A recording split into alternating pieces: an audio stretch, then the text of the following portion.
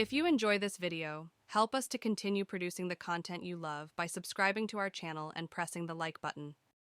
All right, so get ready because today we are diving deep into Central Park. Yeah, Central Park. You gave us like a ton of articles and notes on this New York City icon. Yeah. And we're going to try to unearth the hidden stories and the interesting details, the stuff most people don't know about Central Park. It's amazing how much is packed into that park. Right. History, design, even wildlife. I mean, it's an urban oasis. Yeah, it's way more than just a pretty green space. Right.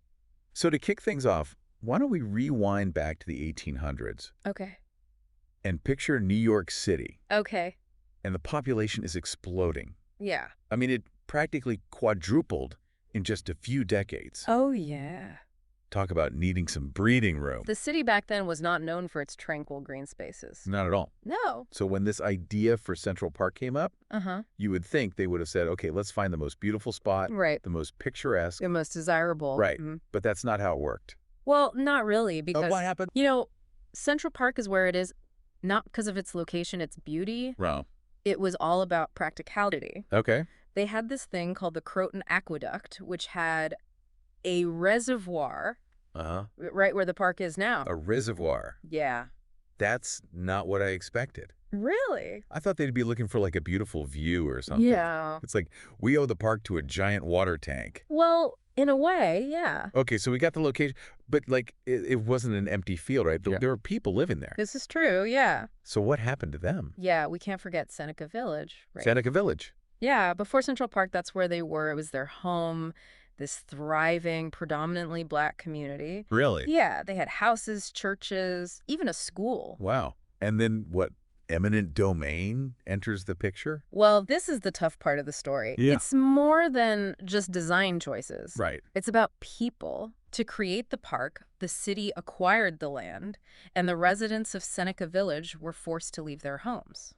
It really changes how we view Central Park today. Absolutely. When you think about it. Yeah. It's not just this green space. It's got this whole other layer. Right. So the land is clear, and they've got this blank canvas now. Yeah. And then comes the real challenge. Yeah. Turning this into a masterpiece. Well, that's where these guys come in. Olmsted and Vaux, right? Olmsted and Vaux, yeah. I mean, these guys are more than just landscapers, right? And visionaries, yeah. Yeah. Especially Olmsted, he was fascinated with how parks impact society. Really? Oh, yeah. He did research, studying how these green spaces impact people, like their mental and physical well-being. So it wasn't just about, like, aesthetics. It was more about creating something with a purpose. Exactly. That's so interesting. Yeah. And you can see that even today Right. in how the park is designed. Oh, absolutely. I mean, it's so different from that rigid grid system you see everywhere else in New York City. That was completely intentional. Oh, was it? They ditched the symmetrical layouts that were popular back then, and they wanted Central Park to feel like an escape. Yeah, like you can just get away from the city. That's right, a place where you wander, discover hidden places, and forget you're surrounded by millions of people. Even today, it's like stepping into another world. I know, it's amazing. But I bet turning that vision into reality was no easy feat. Oh. This is a massive construction project. Huge. And how long did it take? Almost 2 decades. Can you imagine? Whoa, 1857 to 1876. Yeah, that's a long time. That's dedication. Absolutely. I can't imagine it was all smooth sailing, though. Oh, there were definitely some bumps in the road. What kind of bumps are we talking about? Well, Olmsted, he was very passionate about his vision. Yeah. And sometimes, he would clash with the park commissioners. Really? Especially this guy, Andrew Haswell Green. Oh, what happened?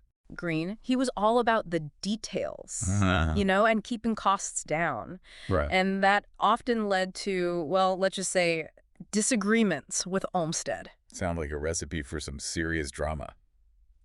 You could say that, yeah. Give me an example, like one of their biggest disagreements. Okay, so the 79th Street transverse. Yeah, the road that cuts through Vista Rock. Exactly. It looks like it slices right through a mountain. That's the one. Yeah. To create that, they had to excavate tons and tons of rock, solid rock. Wow. It was such a specialized job. They had to bring in a railroad contractor. A railroad contractor? Yeah. In the middle of Central Park? That's how big of a job it was. That's wild. Right. I love these little details. It's fascinating, isn't it? It really shows how much work went into this landmark. Right. It's easy to forget that when you're enjoying a nice walk in the park. Totally agree. Speaking of things we might not know about, did you know There's this whole other world beneath the surface of Central Park. Oh, you mean the network of waterways and tunnels? Yeah, it's like something out of a movie, I know, it's incredible. like a hidden world. It really is. It's another testament to Olmsted and Vaugh's vision. Hmm.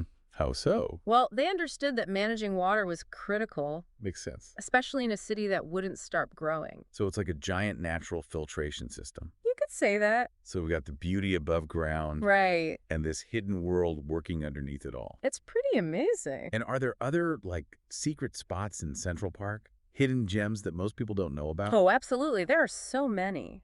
Tell me about some of them. Like the Ramble, for example. The Ramble, okay. Uh-huh. The Ramble, yeah, that's the one with all the winding paths and the lush greenery, right? Exactly. It's like its own little world in there. Like you step into another landscape. Yeah, and it's only 38 acres, but they designed it to feel like you're miles away from the city. That's so cool. You know, Yeah. I've only been there a couple times. I need to explore it more. You should, especially if you're into bird watching. It's a hot spot during migration season. No kidding, right in the middle of Manhattan. Right. Amazing, huh? That's Central Park for you. Always full of surprises. Always.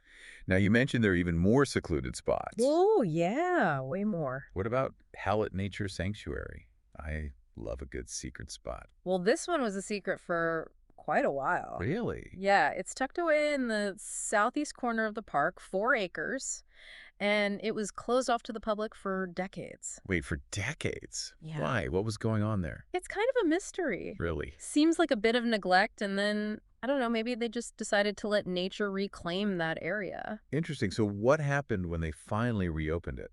They found a thriving ecosystem. Big head house. Yeah, all those years with minimal human intervention, it allowed some unique plant species to come back. Oh, wow. And now it's like a haven for birds and all kinds of little critters. Wow. Talk about nature's resilience. It makes you wonder what else is hiding out there. I know, right?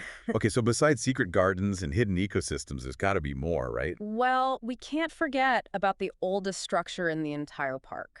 Oh, yeah. What is that? Blockhouse No. 1? Blockhouse No. 1. What is that? It's this relic from the War of 1812, can you believe it? No way. Yeah, it was standing there long before Central Park was even a thought. It's amazing how much history is layered within the park. I know, right? But it's not just about the past. Right. Central Park is very much a part of the city today. Oh, absolutely. Millions of visitors every year. Yeah, it's incredible. So how does it manage to stay so vibrant with all those people? Well, that's where the Central Park Conservancy comes in. Oh, yeah, the Conservancy, they're like the caretakers of the park, right? Exactly. They were founded back in 1980 and partnered with the city to restore and maintain it. The articles you gave us really highlighted their impact, especially in more recent history. Oh, yeah, because by the 1970s, things weren't looking too good. Really? What happened? Well, decades of budget cuts, you know how that goes. Yeah. And neglect, and let's face it, a lot of wear and tear from all those visitors. So it was almost like its popularity was contributing to its decline. In a way, yeah. There Right. was vandalism, erosion, the whole 9 yards. That's so sad. Yeah, it was really losing its luster. So what did the Conservancy do? How'd they turn things around? Well, they started with the basics, cleaning, fixing pathways, replanting trees. Right. But they didn't just stop there. What do you mean? They knew they had to think long-term, address the root causes of the park's problems. So it wasn't just about putting Band-Aids on the issues. Exactly. They came up with a plan to tackle things like drainage problems, soil erosion. Smart. Right. It was about prevention, not just reaction. That's the mark of a truly dedicated group, thinking ahead like that. I know, it's impressive, right? Yeah. And it worked. It did. Oh, yeah. Over the past few decades, they've revitalized the park, brought it back to its former glory. That's incredible. Isn't it? Central Park is a shining example of what dedicated people can do when they work together towards a common goal. And it's not just the Conservancy. New Yorkers, they have such a strong connection to Central Park. They do. It's like they all have a sense of ownership over it. Yeah, it's more than just a park to them. It's like their backyard, their community center, their cultural hub. Exactly. It's a place for recreation, for relaxation, for everything. Speaking of which, how do people experience Central Park today? I mean, I'm sure there are tons of ways. Oh, are you kidding? You can do anything. Like what? Go for a run, have a picnic, take a boat out on the lake, go to the zoo, Right. catch a free concert, see a play at Shakespeare in the Park. I love Shakespeare in the Park. Me too. It's the best. It's such a cool experience. It's amazing all that right in the city. I know. There's truly something for everyone. Exactly. It's a microcosm of New York City itself. It's a great way to put it. All walks of life come together there. Now, we've talked about the history, the design, the revival. Yeah. But what about its impact? You mean like, why should people care? Yeah. What's the bigger picture here? Why is Central Park important? Well, I think it's a powerful reminder that even in a city as bustling and busy as New York, we can create spaces for beauty, Yeah. for tranquility, for connecting with nature. It's about finding that balance, Yeah. right, between the built environment and nature. Exactly. And Central Park is a perfect example of that balance. And it's not just for New York. No, not It's a model for cities all over the world. Absolutely. It shows how parks can be social levelers, cultural hubs, ecological havens. They're not just amenities, they're essential. Exactly. Essential for a healthy and vibrant city. Okay, so we've talked about the good, Mm-hmm.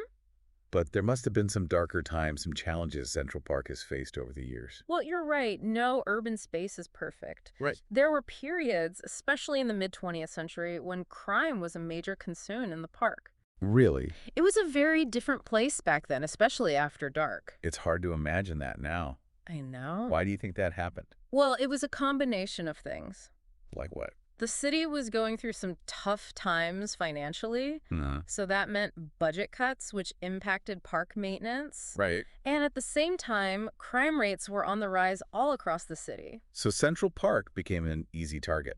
Kind of, yeah. I mean, it's huge. There were lots of unlit areas. It's a good reminder that even the most beautiful places are vulnerable. Yeah, it's not just about design and upkeep. Right. It's about addressing the social and economic factors that can lead to these problems. So it's about community engagement, social programs, Exactly, creating a sense of shared ownership. making sure everyone feels safe. Exactly. And speaking of different perspectives, we have to talk about the horse-drawn carriages. Ah, yes, the carriages, a classic Central Park debate. I know, people had such strong feelings on both sides. I know, right? It's fascinating. It is, because on one hand, you have this romantic notion of the carriages. Yeah, it's like a quintessential New York experience. Right, like out of a movie. But then on the other hand, you have concerns about animal cruelty. Right, and they do slow down traffic. I do. So how do you even begin to find a solution that satisfies everyone?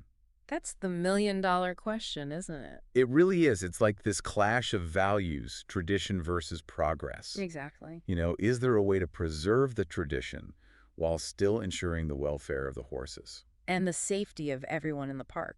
Right. It's a complex issue, It really is. and I don't think there's an easy answer. No, but it's important to have these discussions. I agree. And to listen to each other. Absolutely. Shutting down the conversation isn't helpful. Not at all. It just leads to more division. Okay, so we've got the horse-drawn carriage debate, Right. but there's another challenge facing Central Park, and this one is a bit more global. You're talking about climate change. Yeah, climate change, that's got to be a concern. Oh, absolutely. It's a threat to all urban parks, really. What are some of the specific challenges that Central Park might face? Well, rising temperatures, Yeah. more frequent and intense storms, Right. sea level rise, you name it. It's a bit daunting when you put it like that. It is, but the good news is that the Conservancy is taking it seriously. Oh, that's good to hear. Yeah, they've been implementing all sorts of sustainable practices. Like what? They're doing things like planting trees that are more drought resistant, Smart. and they're developing strategies to deal with rising sea levels. That's really encouraging. It gives you hope. It does. It shows that they're committed to protecting this park for generations to come. Well, that's great to hear. It is. It's like you said earlier, Central Park is a microcosm of the city itself. It is. It reflects our struggles, our triumphs, but also our aspirations. Exactly. We strive to create something beautiful and lasting. And to protect it. Yes.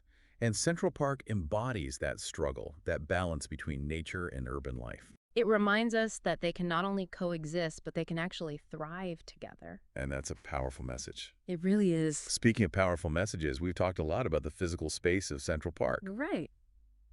but it's had such a profound impact on art and culture as well. Oh, absolutely. It's been a source of inspiration for, countless artists, writers, musicians. It's like Central Park itself is a work of art. It really is. And then it inspires even more art. Exactly. It's true. Some of those iconic scenes in movies, they were filmed there. You know, like the Imagine Mosaic Yeah. at Strawberry Fields, the Right. Bethesda Terrace Fountain, Oh, yeah. So iconic. Bow Bridge. It's like Yeah. those spots are practically characters themselves. I know. And it's not just movies. Central Park's been in countless photographs. Oh, yeah, for sure. Paintings, songs, you name it. Right. It's a muse. Totally. And let's not forget about all the concerts and performances. Oh, yeah. Like what? Well, I mean, Simon and Garfunkel's concert back in '81. Oh, yeah. Legendary. I know, right? And every summer you've got Shakespeare in the Park. Oh, I love Shakespeare in the Park. Me too. It's such a great tradition. It is, and it's free. Right. You can't beat that. You can't beat that. Central Park really is like a stage, It's true. this backdrop for all this incredible creativity. Yeah, it really enhances the experience of being there, don't you think? Absolutely. It adds this whole other dimension. Yeah. It's a place where you can connect with history, you know, Right. with all the people who've been there before you. I feel that way every time I go. Exactly. And there's something about experiencing art in that setting. I agree. It's magical. It's really special. It is. It brings people together. So we've covered a lot of ground in this deep dive into Central Park. We have. We've talked about everything. Everything. Hidden waterways. Yeah. The celebrity side The of it. history, the design, The controversy. the future, climate change. It's a lot to take in. It is. But it's been fascinating. So is there anything else? What else should our listener know about Central Park? You know, we've discussed all the grand stuff. The grand design, you know? Right, but I think it's important to remember that Central Park is also a place of everyday moments. What do you mean? It's not just about the big events or the famous landmarks. Okay. It's also about those little things, the quiet reflections, I like that. the personal stories, the small interactions that happen every single day. Yeah, those little moments are what make it special. Exactly. It's the jogger who finds their rhythm on the reservoir loop, Yeah, the friends laughing over a picnic, right. a child marveling at the ducks in the pond. Yeah, I love that. Those moments, they're just as much a part of the fabric of Central Park as anything else. It's a great point. It's what makes it a real, living, breathing part of the city. And not just a tourist destination. Exactly. It's for everyone. We really did want to uncover what lies beneath the surface of Central Park, and I think we found it. We did. There's so much more to it than meets the eye. From its rocky beginnings to its vibrant present, It's a testament to human vision, to our resilience, and to the power of nature. to create something truly special in the middle of a concrete jungle. Exactly. Central Park shows us that nature and urban life, they can not only coexist, but they can thrive together. It's a powerful reminder, especially as we face so many challenges in the world today. Absolutely. And on that note, we'll leave you with this thought. Okay, I like it. We've explored the grand history of Central Park, but what about your story? What will your Central Park experience be?